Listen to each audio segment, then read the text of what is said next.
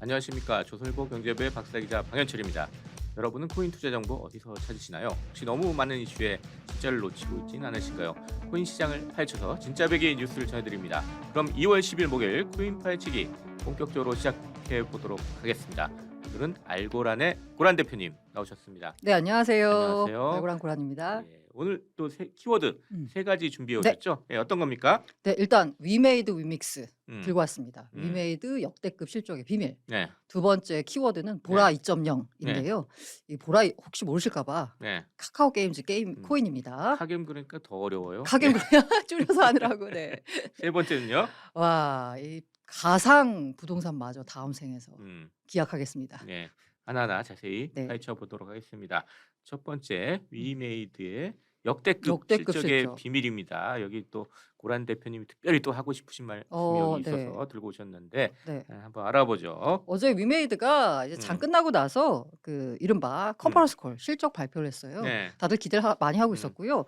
또 우리가 이렇게 잘 나간다는 네. 거를 약간 뽐내고 싶었는지 음. 유튜브로 생중계도 하고 음, 그리고 아주 호텔에 아주 네. 근사한 컨퍼런스 홀을 잡아가지고 생중계를 했는데 주가는 별로 안 좋더라고요. 네. 하여튼 아 네. 근데 음, 네, 이 어제는 괜찮았어요. 어제 음, 그래서 기대감, 실적 기대감에 주가가 한 3% 넘게 음, 올랐거든요. 음. 뚜껑을 열었더니 장 예, 마감하고 뚜껑을 열었더니 최대 매출, 음, 최대 영업이익, 역시나 당기순이익. 네, 와, 역대급 성과였습니다. 네, 아주 좋았네요. 완전히 좋았습니다. 사실 음. 지난해 연간 매출액이 5,600억, 영업이익이 3,260억, 음. 당기순이익이 무려 4,852억, 5천억이 육박하는 도대체 당기순이익 이익을 올렸어요. 얼마나 낸 거예요, 이거? 어마어마하죠. 예. 특히 이제 그 1년 가운데 음. 쪼개가지고 분기별로 봤을 때 4분기만 놓고 보니까 네. 4분기 실적이 그야말로 역대급입니다. 음, 4분기에 당기순이익이 4,250억. 음. 그러니까 이 회사가 벌어들인 대부분의 이익이 4분기에 4분기에 발생했다라는 났다. 거거든요. 그럼 4분기에 그 왜 이렇게 좋았냐? 그럼 뭐 우리가 약간 의심스러운 게 있죠. 예. 네, 아마 짐작하시는 분들도 있을 텐데 네. 일단 딱 봤어요. 그랬더니 음, 왜 이렇게 매출도 많고 이익도 좋았냐를 보니까 일단 음, 글로벌 포, 음. 미르포, 미르포 글로벌. 네, 미르포 예. 글로벌 여기 매출과 음, 요게 중요합니다. 음. 위믹스 유동화 매출. 또 어려운 단어를 쓰셨어요. 위믹스 유동화 네. 매출. 쉽게 얘기하면 코인 팔아 돈 네, 벌었다. 네, 그렇죠. 코인 팔아 돈 번 네, 거예요. 코인 팔아 네. 돈 벌었다라는 건데 자, 그러면서 이제 자기들이 실적 발표를 하면서 뭐 여러 가지 원대한 꿈을 펼쳤습니다. 뭐 원대한 꿈은 다 좋은 아, 얘기니까. 좋은 얘기죠. 자, 이제 네, 보시고요. 좋은 얘기죠. 예. 근데 이게 이래서 와, 박수를 음. 맞췄어요. 실적 막 음. 이렇게 좋게 나왔다라고 하고 그리고 이제 발표와 동시에 대표가 무슨 얘기를 했냐면 좀 약간 웃긴데 아무튼 그냥 워딩 그대로 전하자면 위믹스 가격이 $200에 도달할 때까지 매 $10 상승할 때마다 총 발행 물량의 1%를 소각하겠다. 그래서 누적적으로는 총 발행 물량의 20%를 소각하겠다. 쉽게 말해서 위믹스 목표 주가 $200 달성을 위해서 달성을 위해서가 아니라 달성하겠다라는 이른바 목표 주가를 제시를 한 거죠. 그리고 공급을 좀 줄인다 그러면 아니 위믹스 가지신 분은 좀 좋아할 소식 같기도 한데 어떻게 들어보면 자, 예. 그래서 이 얘기가 나오니까 와, 대표가 음, 멱살 잡고 그 코인 가격을 $200까지 끌어올리겠구나. 라고 환호했습니다. 예. 그래서 당시 한 8,000 언더에서 거래가 되던 가격이 거의 10,000원 가까이 육박할 때까지 한 20% 넘게 위믹스 뛰었거든요. 가격이 튀었죠, 네, 그러니까. 튀었어요. 예. 그런데 튀었다가 다시 또 제자리로 돌아왔어요. 지금은 하락하고 있는데 8,000원대에서 지금 왔다 갔다 하고 있어요. 자, 그러면 그리고 어제 또 벌어진 일이 뭐냐면 위믹스 가격이 이렇게 급등했다가 급락하는 일이 벌어지고 있었고 주식시장은 이미 마감을 했잖아요. 네. 3시간에. 그런데 이제 시간에 거래가 시간에 장이 열렸는데 갑자기 위믹스 매도 물량이 쌓이기 시작하면서 그러니까 막 떨어졌다는 소식이 들려가지고 시간의 거래에선 10%가 네. 하한가입니다. 상한가 폭이 10%인데 하한가까지 밀렸습니다. 시장에서 도대체 무슨 일이? 왜 그런 거야? 라고 막 술렁술렁했어요. 자세히 뜯어봐야 되겠네요. 그러니까. 맞습니다. 예. 그래서 뜯어봤더니 아까 제가 4분기에 어마어마한 순이익을 올렸다라고 했잖아요. 네. 그럼 이 순이익이 어디서 나왔냐를 보니까 위믹스 유동화 매출, 네. 고급스럽게 표현하자면 네. 그냥 표현하자면 코인 네. 팔아서. 회사가 가진 위믹스 코인을 팔아서 네. 이렇게 큰 이익을 번 거죠. 맞아요. 그러니까. 근데 앞으로 팔 코인이 무려 8억 개나 남아 있어서 음. 이걸 팔면은 굉장히 큰 수익을 올릴 수 있는 거죠. 여기서 이제 중요한 게 그건데, 자, 위믹스 유동화 매출로 잡았어요. 이 회사는. 그래서 이거 매출, 코인 판 걸 매출로 했거든요. 근데 이거에 대해서 회계 기준을 매출로 하는 게 맞느냐? 이걸 일회성 이익으로 잡아야 되는 거 아니냐? 근데 이걸 어떻게 매출로 음. 하느냐라면서 뭐 여러 가지 설왕설래가 오갔습니다. 음. 그리고 요거 부분을 빼니까 음. 정작 게임 회사로서의 위메이드의 경쟁력은 음. 그닥 볼품이 없었던 거예요. 음. 그래서 오늘 아침에 나온 증권사 보고서도 보니까 네. 위메이드 게임사로서의 매력은 별로 점점점 하고 돼 있는 거예요. 음. 그리고 이제 코인 투자자들도 처음에는 이제 급등을 했다가 음. 다시 이렇게 좀 뜨다 보니까 제가 아까 그 가격을 네. 올리기 위해서 물량을 소각하는 게 아니라 음. 올라가면 소각하겠다거든요. 아 그래요? 네.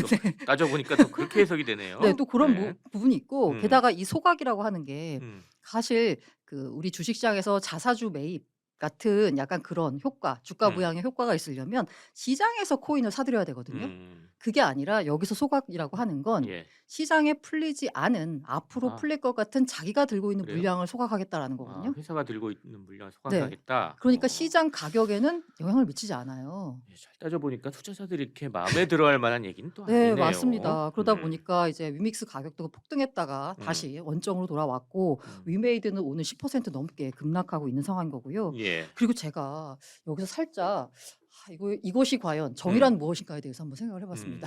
거의 이렇게 거창하게 또 한 나오는 말씀 하고 이유냐. 싶으신 한 거네요. 말씀이라기보다는 한번 예. 그냥 생각을 해보시면 좋은 게요. 그래서 이 회사의 위메이드 역대급 실적이 제가 코인 팔아서 번 돈이라고 했잖아요. 네. 자, 그럼 그 코인 가격을 만들어준 건 시장에서 코인을 사들였던 투자자들이죠. 이걸 뭐 투자자냐 투기꾼이냐라고 뭐 서로 부르는 방법이 다르겠지만 어쨌든 시장에서 개인들이 코인을 사줬기 때문이죠. 그래서 코인 가격이 굉장히 많이 올라서 영업이익이 역대급을 달성했습니다. 그래서 이 회사가 발표한 게 주당 650원에 현금 배당을 하겠다라고 발표를 했어요. 자, 현금 배당의 재원이 어디서 나왔느냐를 보면 코인을 판 거거든요. 그러니까 기업 이익에서 나온 거니까 결국은 네. 코인을 팔아서 이익을 냈으니까 그렇게 연결이 되긴 하네요. 그래서 네. 주주들한테 650원씩 배당을 하는 거거든요. 그래서 주주들은 쉽게 말해서 그냥 코인 홀더가 어떻게 보면 눈물을 가지고 배당을 받았다라고도 표현할 수 있는데 이건 좀 약간 극단적인 비유이긴 그렇게 또 하고. 해석이 가능하긴 하겠지만 네네. 예. 그리고 여기 게다가 여기 위메이드 같은 경우에는 대주주 박관호 의장이 갖고 있는 대주 지분이 거의 50% 육박합니다. 그래서 이분이 650원을 배당한다고 했을 때 이번 연도 배당을 통해서 챙겨가는 돈이 96억 5천만 원. 예. 그리고 장영국 대표는 주식이 소소하게 있더라고요. 그래서 이제 5천만 원밖에 못 받는데 배당으로. 그래요? 네. 네. 근데 이 장영국 대표 보니까 최근에 스톡 옵션으로요. 24년부터 행사 가능한 주식 82만 주 정도를 받았습니다. 네. 행사 가격은 11만 100원이고요. 지금 현재 위메이드 주가가 13만 원 안팎에서 거래가 되고 있으니까 뭐 주가가 차익이 좀 유지된다라고 있네요. 하면 차익을 꽤 많이 볼 수 있겠죠. 그러면 결과적으로 이 대주주 역시 코인 팔아 번 돈으로 96억, 100억에 가까운 돈을 챙겨가는 꼴이거든요. 회사에서는 뭐라고 해명은 안 하나요? 제가 회사 대신 좀 얘기를 또 조금 네네. 해보고 싶기도 한데 왜냐하면 이렇게 코인 팔아가지고 좋은 재원을 네, 마련해서 맞습니다. 미래를 위해서 투자를 했기 때문에 음. 결국 나중에는 주주고 뭐 위믹스 투자자고 다 이익이다 음. 이런 식으로 얘기할 것 같은데요. 자, 그런 식으로 얘기했을 때 이제 네. 코인 업계에서 나오는 말은 뭐냐면 이 비슷한 P2E 사업을 하는 회사 중에 이제 회사 유명한 회사가 뭐 애니모카 브랜드나 샌드박스 뭐 이런 것들이 있어요. 네. 자, 이런 데서 투자금을 조달하는 수단이 뭐냐면 투자를 받는 거예요. VC들로부터. 그러니까 회사가 VC들로부터 투자를 받아서 네. 그걸 가지고 코인 생태계를 키우거든요. 그래서 이제 위믹스 투자자들이 하는 얘기는 뭐냐면 그렇게 위믹스 생태계를 키우고 싶으면 위메이드 니네가 유상증자를 하든가 아니면 어떤 식으로든 투자를 받던가 뭐 회사채를 발행을 하든가 라는 방법을 통해서 투자금을 조달해서 위믹스 생태계를 키우는 방법에 대해서는 고려하지 않고 왜 가장 손쉬운 방법인 코인 매도를 통해서 당장 코인 매도 물량이 나오면 코인 가격은 떨어질 수밖에 없거든요. 수급 그렇죠. 예. 문제가 있기 때문에 왜 그렇게 하느냐 부분으로 문제 제기를 하는 거죠. 자 이게 어떻게 될지 사실 좀 주목됩니다. 네네. 예. 앞으로 또 회사가 어떻게 이걸 또 풀어나갈지 맞아요. 예. 좀 주목해 봐야 되겠습니다. 자 이렇게 해서 첫 번째 이슈 위메이드의 역대급 실적의 비밀 우리 상세하게 좀 파헤쳐봤습니다. 두 번째로 가보죠. 또 시장의 요새 화제가 또 보라잖아요. 네네. 네. 보라. 보라 혹시 모르시는 분들이 있을까 음. 말씀드리자면 카카오 게임즈 코인이다라고 불리고 있습니다. 네. 이 카카오 게임즈가 웨이투빗이라는 보라 코인을 발행한 음. 회사를 인수를 해가지고요. 지금 현재 이 보라가 이른바 카카오 게임 코인이 됐는데 카겜 코인 뭐 이렇게 네. 불리거든요. 그래서 이 보라 네트워크, 이 네. 보라를 발행한 곳이죠. 음. 어쨌든 카카오 게임즈의 이제 자회사가 된 거죠. 네. 여기가 야 우리가 이제 보라를 음. 뭔가 새롭게 만들겠다라고 해서 보라 2.0 음. 그 브랜드 리뉴얼을 하고 파트너스 데이라고 해가지고 네. 보라의 앞으로 나아갈 방향에 대해서 음. 앞으로 우리는 이렇게 나가겠습니다라고 하는 여기 그 또 좋은 일을 했네요. 맞아요. 또. 로드맵을 예. 발표를 했습니다. 음. 아주 멋진 말들 많이 나왔습니다. 앞으로 이렇게 하면서 원대한 꿈을 꿨는데요. 그 뭐 그냥 말씀을 드리자면 네. 앞으로 우리가 이제 보라 플랫폼 위에다가 음. 그 게임을 연내 음. P2E 게임을 연내 10여 종을 온보딩 시키겠다. 그래서 이걸 이제 키우겠다. 그리고 거버넌스 카운슬이라고 해가지고요. 지배구조 관련돼가지고 위원회를 구성을 해가지고 그 보라 네트워크의 생태계를 좀 더 뭐 건전하게 운영을 하겠다. 뭐 이런 하여간 좋은 얘기를 했어요. 좋은 얘기들이네요. 다들. 그리고 그 네트워크에 참여하는 파트너사 20여 개 명단을 공개를 했는데 뭐 괜찮은 회사들이 굉장히 많이 들어왔습니다. 카카오 게임즈, 네오위즈, 위메이드, 넵튠, 카카오 엔터프라이즈 등등등 들어왔어요. 아주 밝죠. 예. 근데 재밌는 게 뭐냐면 이 파트너스 데이를 개최한다라는 소식은 지난날부터 알려졌어요. 네. 뭐 행사 조금씩 개최니까. 나왔어요. 네. 우리 저기 코인파이 측에서도 8일날 행사한다 이런 맞아요. 소개도 했어요. 네. 예. 그래서 이 행사를 앞두고 주가가 아주 그냥 쭉쭉쭉 잘 올랐습니다. 근데 정작 행사가 열리니까 가격이 떨어지는 거예요. 예. 이 이른바 주식시장에서 예. 말하는 선반영이라고도 볼 수 있는데 어쨌든 그래서 왜 떨어졌지? 게다가 심지어는 그 하루 동안에 그 일봉이라는 표현을 쓰죠. 예. 최고가와 최저가를 보면 이 폭이 30%예요. 어이구. 그러니까 크네요. 재수 없게 고점에 사신 분들은 정말 그야말로 하루아침에 4분의 1 4분의 1이 날아가는 예. 그런 사태를 빚을 정도였는데 그래서 도대체 그럼 진실은 뭐냐? 진실은 뭔 일이 있었냐? 뭔 일이 이게 또 있었냐? 궁금하네요. 이게 예. 뭐냐면 음. 여기 제가 아까 되게 아름다운 거 뭐 내용을 많이 발표했다라고 하고 있는데 예. 거기 슬쩍 이제 묻어간 내용 중에 하나가 뭐냐면 아까 거버넌스 카운슬 구성한다라고 했잖아요. 예. 그럼 거버넌스에 참여하고 노드를 돌린다라는 거는 뭔가 자신의 이제 자원이 들어가는 행위잖아요. 그럼 그 공짜로 해주나요? 아 뭔가 또 줘야 줘야죠. 되겠죠. 줘야죠. 대가를 줘야 되겠죠. 그렇죠. 그 이제 예. 노드 보상 이렇게 이제 표현하는데 여기 보면 뭐라고 이들이 발표를 했냐면 노드 운영 및 합의 알고리즘 변화로 인플레이션과 수수료 소각이 동시에 진행되는 동적인 토큰 이코노미 구조를 마련했다라고 했어요. 또 복잡한 맞아요. 단어를 많이 썼네요. 자, 단어를 많이 야, 썼죠? 쉽게 얘기하면 이거 뭡니까? 그러니까. 간단히 얘기하면 야 노드 돌린다 보상 줘야지. 근데 이 보라 코인이 과거 1.0대 구조는 토큰이 지속적으로 생성되는 구조가 아니에요.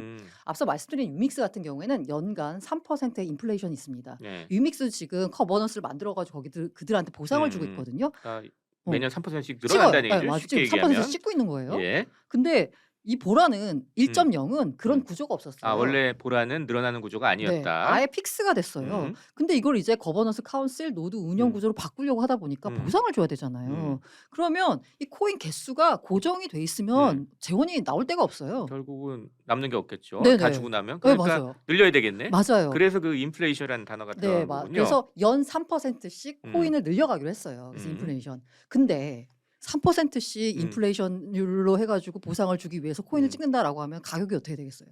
떨어지겠죠. 뭐. 네. 예. 그래서 가격이 떨어질 테니까 요거에 대한 대비책으로 제가 수수료 소각이 동시에 진행된다라고 했잖아요. 보라라는 플랫폼 위에서 여러 가지 게임들이 활동하면서 보라라는 토큰을 아마 이제 수수료로 쓸 거예요. 거기서 나오는 그 수수료 수익 있잖아요. 예. 그거를 인플레이션이 되는 만큼 소각에 쓰겠다라는 거예요. 약간 이더리움 비슷한 얘기를 하고 맞습니다. 있네요. 맞습니다. 예. 정확하게 말씀하셨는데 이더리움 비슷한데 이더리움이 그 이른바 EIP1559라는 그 수수료 소각 모델 도입하기 전까지 예. 비트코인 투자자들로부터 받았던 가장 큰 비난 요소, 위험 요소가 뭐냐면 그거 무제한 발행이잖아. 계속 늘어나잖아 수량이.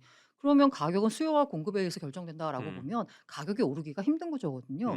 반면에 비트코인이 2,100만 개로 네, 제한이 돼 딱 있습니다. 제한이 돼 있죠. 비트코인은 근데 발행할 수 있는 양이. 네네. 그 수수료 소각 모델을 도입을 하고 나니까 이른바 새로 생겨나는 코인보다 태워지는 코인이 더 많아지는 구조가 된 거예요. 그러면 시장의 공급이 줄게 되니까 가격이 오르거든요. 그래서 이제 이더리움이 그 아까 말씀드린 수수료 소각 모델 도입 전후해가지고 가격이 많이 올랐었거든요. 그래서 비슷한 거 여기다 이제 맞아요. 보라에도 도입을 하겠다. 근데 이제 이거를 잘 보면은 자, 이론적으로 아주 아름다운 그림이 그려지면 음.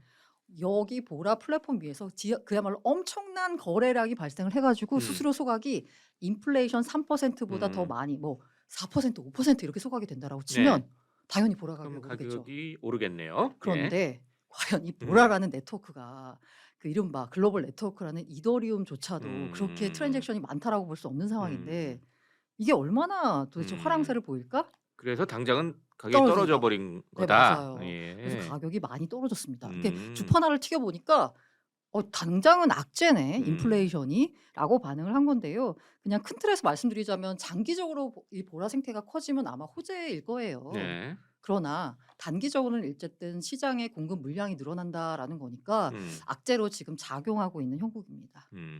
자, 이렇게 해서 두 번째 이슈까지 좀 마무리해 볼까요? 네네. 네, 두 번째 이슈는 카겜 코인 보라 2.0의 진실, 진실까지 좀 파헤쳐 봤습니다.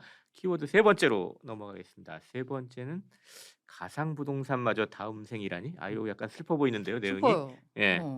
그래서 네. 이제 코인 커뮤니티에 도는 짤 중에 그런 게 있어요.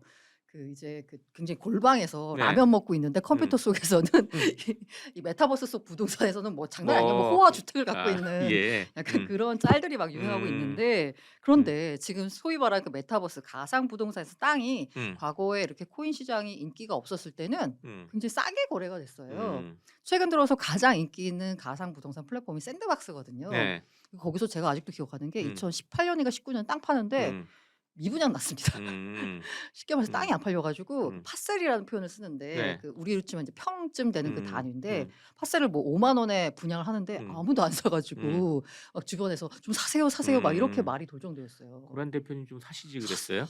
사야 됐었는데 지금은 그게 가격이 엄청나죠. 한 3천만 원, 2천만 원쯤 거래가 5만 되거든요. 원이었던 게 지금 3천만 원. 네네. 예. 그래서 가상 세계도 역시 부동산이다 뭐 이런 말까지 돌았었는데 네. 그러다 보니까 네. 과거에는 이른바 메타버스 가상 부동산에서의 뭔가 자기의 그 공간을 취득하기가 굉장히 쉬웠는데 최근에는 이 가상 부동산에 기업들이 너도 나도 뛰어들면서 예. 땅값이 천정부지로 치솟고 있습니다. 이 대표적인 예로요. 예. 어제죠. 9일 현지 시각이니까 우리 새벽 시간에 네. 그 삼성 미국 법인이 이제 갤럭시 22 원팩 행사를 열었는데 뭐 코로나 시국이고 하다 보니까 이 가상 부동산 플랫폼 중에 디센트럴랜드라는 곳이 있어요. 예. 여기가 한 두 번째 플랫폼 정도 되는데 여기에다가 땅을 샀습니다. 그래요? 삼성이 예. 땅을 사서 예. 그 땅에서 예. 언팩 행사를 열었어요. 예. 그걸 또 라이브 스트리밍을 하고요.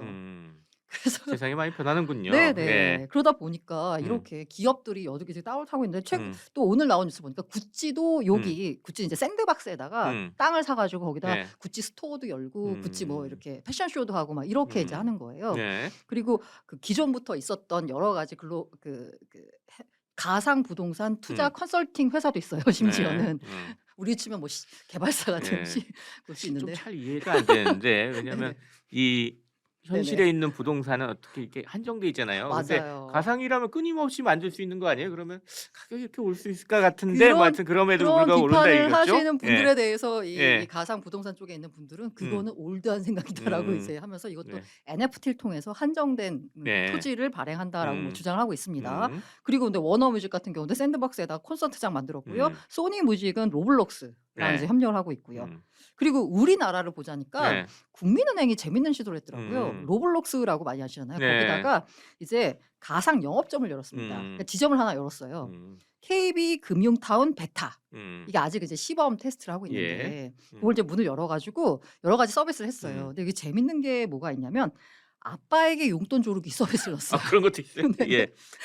그래서 여기 타운에 들어가가지고 아빠에게 용돈 서비스, 용돈 조르기 예. 이제 서비스를 하면은 이제 그 아빠한테 이게 가는 거예요. 가서 용돈을 줘야지 맞아요. 이게 뭐 네네. 해결이 되는 뮤직인가 네네. 보죠. 그게 왜 네. 그러냐면 메타버스를 사용층이 보니까 10대다라고 해가지고 이제 이런 서비스를 넣은 거거든요. 예. 이런 식으로 이제 금융 서비스까지 이루어지고 있고 그다음에 그러니까 이렇게 가상 부동산 사려면은 코인으로 사야 되는 네, 거죠. 그래서 이제 맞습니다. 코인하고 연결이 되는 거고. 네네네. 그 잘 모르실 테지만 옛날에 KB 국민카드에서 네네네. 그 포인트로 어어. 비트코인 주는 비트코인 바꿀 수 있는 이런 서비스도 했었어요 옛날에. 대박.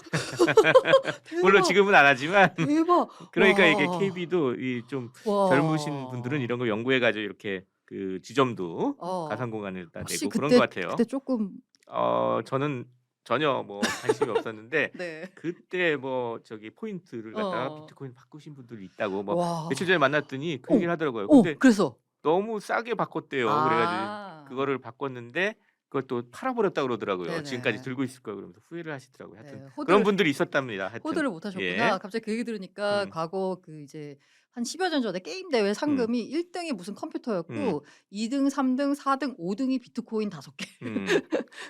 네. 뭐 그런 시절이 뭐 있었습니다. 하여튼 네. 어쨌든 예. 그렇기 때문에 지금 현재 이 가상 부동산도 이 음. 과거에는 청년들이 '아 현실에서는 못 사니까 음. 가상에서라도 나의 공간을 쪼끔 이렇게 마련을 해 보자.' 예. 라는 꿈을 꿀 수 있었어요. 음. 아까 제가 말씀드렸잖아요. 5만 원이면 한 평 음. 샀다고. 음. 근데 지금 이게 2천만 원, 3천만 원 돼 음. 버리면서 기업들이 너도 나도 들어와서 그 예. 플랫폼에서 뭔가를 구축하다 보니까 이제는 가상 부동산마저 이 다음 생을 기약해야 되는 갑자기 이런 슬퍼집니다. 이런 시절이 예. 왔습니다. 예. 안타깝습니다. 예. 어쨌든 이제 가상 부동산 판매액이 지난해 기준으로 한 6천억 원 정도 됐거든요. 거래액이. 근데 올해는 아마 1 조가 넘을 거다라는 예상이 나오고 있습니다. 한 2배 넘게 넣을 네네네. 것 같다. 그래서 음. 가상 부동산도 음. 상당히 저 음. 열풍이 불고 있다.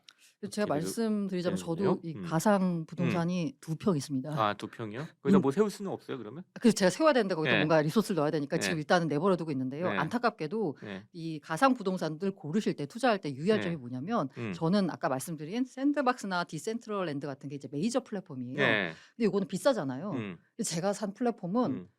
그닥 유명하지 않은 플랫폼이라서 이 가격이 생각보다 그렇게 오르지 않더라고요. 그래서 혹시 이 플랫폼이 사라지면 가상 부동산의 경우에는 그야말로 휴지가 됩니다. 아, 또 아무것도 안 리스크 남아요. 요인이 꽤 있군요. 맞아요. 아무것도 안 남아요. 그렇죠. 어. 땅은 뭐라도 뭐라도 남아 있는데 남는데, 어쨌거나 네. 가상은 완전히 없어져 버릴 완전히 수가 없어져요. 있겠네요. 그래서 예. 투자하실 때 조심하셔야 됩니다. 네. 자 이렇게 해서 세 번째 키워드 네네.